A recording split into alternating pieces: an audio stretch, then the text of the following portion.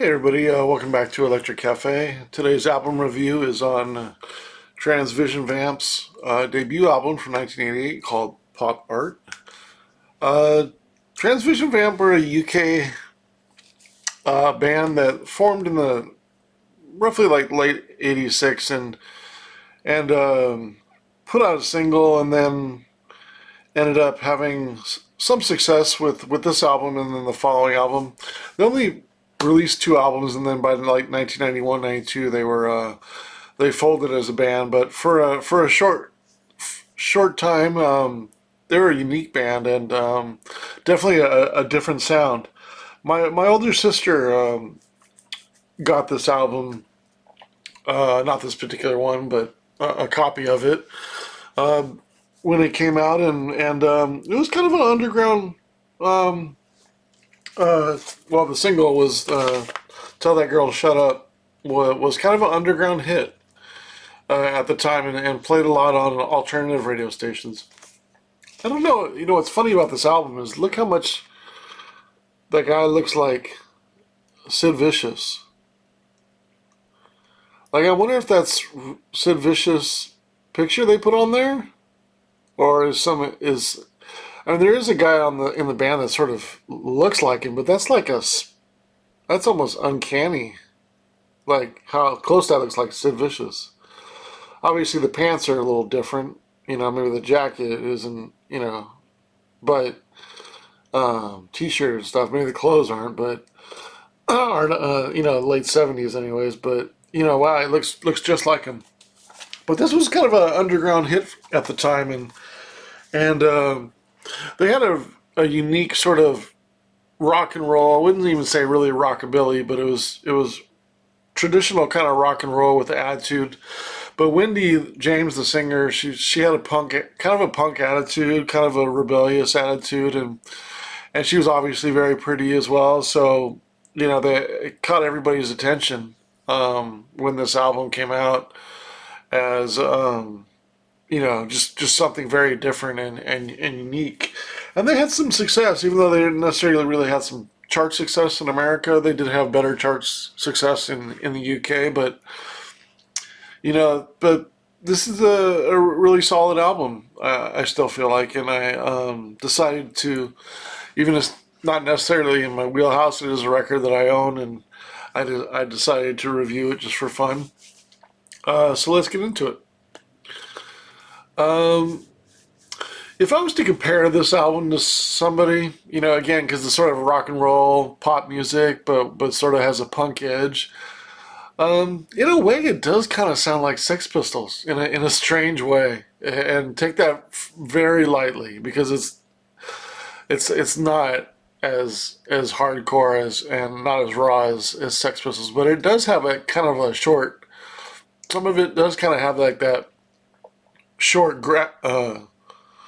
short kind of get to the point sort of traditional rock and roll, amped up a little bit like that sound that's almost kind of verging on punk. I think a lot of Sex Pistols is a lot more rock and roll than I think people realize. When I think of punk music, the Sex Pistols is obviously one of the first ones that come to the name.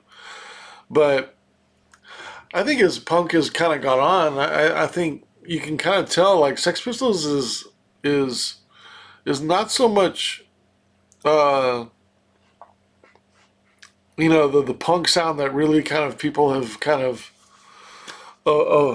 admired, and I wouldn't say admired, but really kind of copied. Or I think it's more your Bad Brains, your Fugazi, your Germs, your GBH, your all the way over to like even like Offspring, something that was newer. But when you think of like Bad Religion or Social Distortion or Dead Kennedys or uh, I go on and on. But those are kind of like, or even Black Flag, for example, Fugazi, however you say it.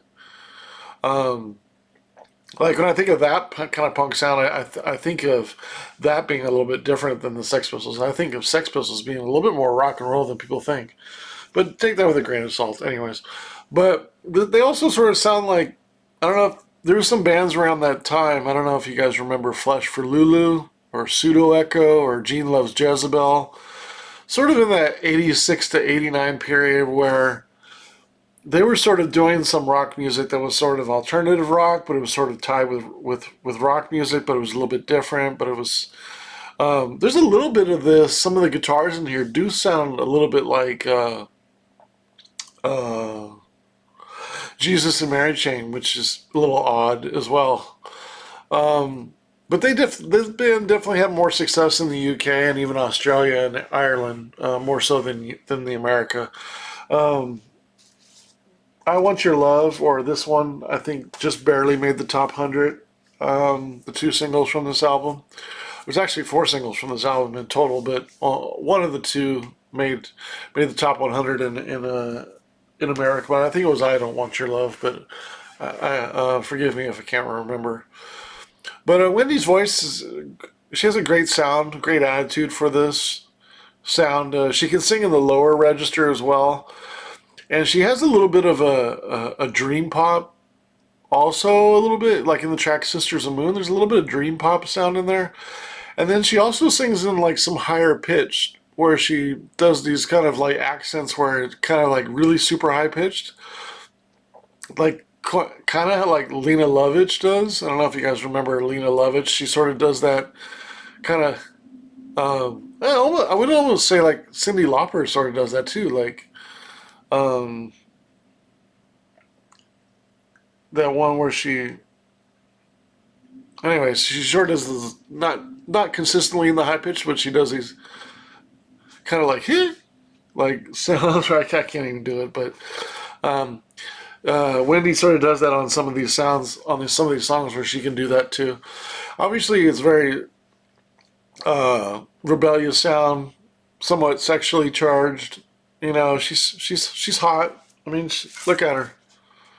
She's like every rock and roll guy's dream. You know, so she's got that going for her too. The songs are pretty much upbeat for the most part. It can be a little bit tiresome, a little bit, but it's solid throughout. And I think there's some surprisingly good depth in here with the track Sister Moon, and Wildstar, and Hanging Out with Halo Jones. Like they do add some more. Wouldn't say ballads, but there's some more down tempo songs in there that really kind of balance out the album a little bit more surprising than I even remembered. It's been a while since I played this album, that's for sure. And so it was interesting to catch up and then not only catch up and play it, but also be critiquing it and judging it. Um, Made for an interesting listen, and I think it's more solid than I remember. And again, it's got surprisingly good depth. There's also some sort of electronic sounds, electronic parts in here on C Kick and the track Trash City, which were probably produced by Zeus Beheld, which makes this album. There's another name on here which I don't recognize, but Zeus Beheld, you know, comes from disco and is into electronic music and sort of avant-garde dance music. So I feel like that Trash City and Sex Kick, those two tracks are vintage, kind of Zeus Beheld sound, in my opinion. Um, and Yeah, I wish they would have done more of that because there's kind of it does kind of the tracks Trash City and Sex Kick Again. They sort of give like a futuristic sound to the album, which I really like because there is some electronic sound there. It's not just a rock and roll. It kind of like pushes it into I don't know, just like a futuristic rock and roll in a way.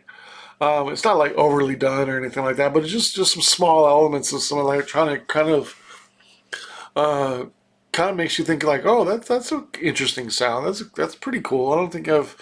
I can't really compare any other band to sort of doing a traditional rock with a sort of a punk edge, and then sort of doing a little bit of electronic in there. But it's only very minor, but it really works really cool. It's interesting. And Sex Cake is my favorite track on the album. too, as well. It's the last track.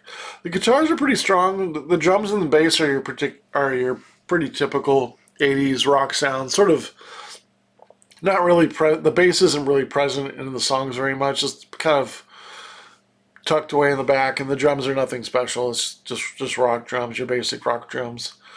But when I look at the tracks, there's 10 tracks on here.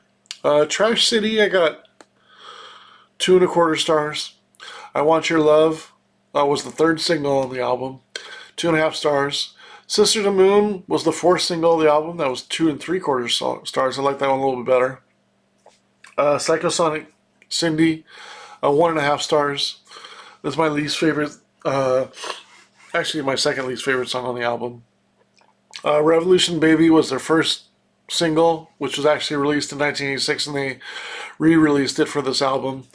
Give it 2.25 stars. Tell That Girl to Shut Up was the second single. I like that a little bit better. 2.5 stars.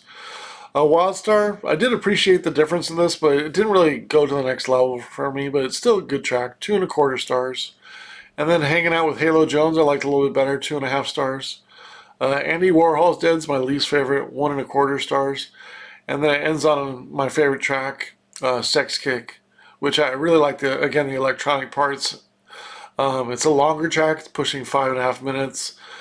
It's one of the more thought out tracks on the album, and I also really like the sort of distorted guitar effects on here as well. I give it 3.25 stars. It's the only track on here that I felt was very good, to the very good level. A lot of good tracks.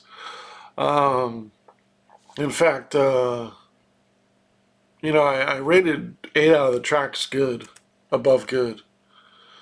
But only one above very good. So I add the stars, 23 stars divided by 10 is a 2.3, which brings it around a 50, 56, which I'm okay saying it's a pretty good album, versus it going lower than that and saying it's an okay album.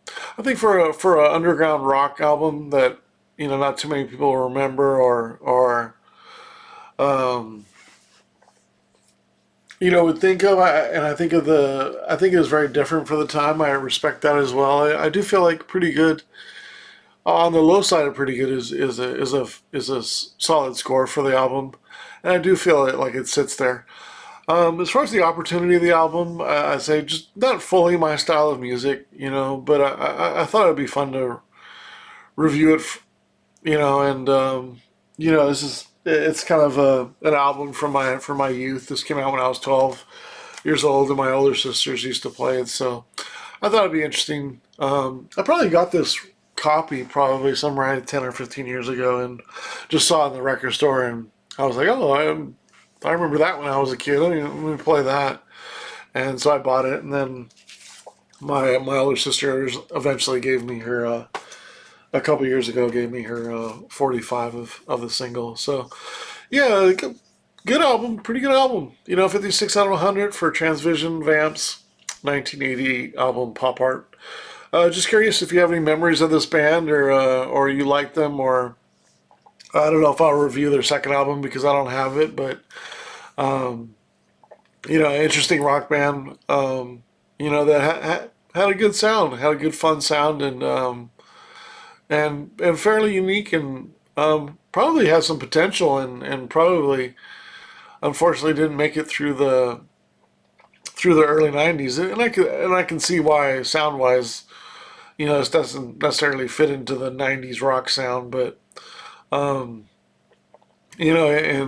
I suppose if they had a shtick, or something like Reverend Horton Heat, or some kind of rockabilly edge to them, or the what's the other ones? The Cramps or something like that. They're kind of, I feel like they're kind of in that range of not not the rockabilly or that side, but they're sort of in that sound a little bit, but just not in the rockabilly side, but into that sort of traditional version of rock and roll, kind of amped up to be new, and that's kind of where I feel like they kind of sit. But still an enjoyable album, good album.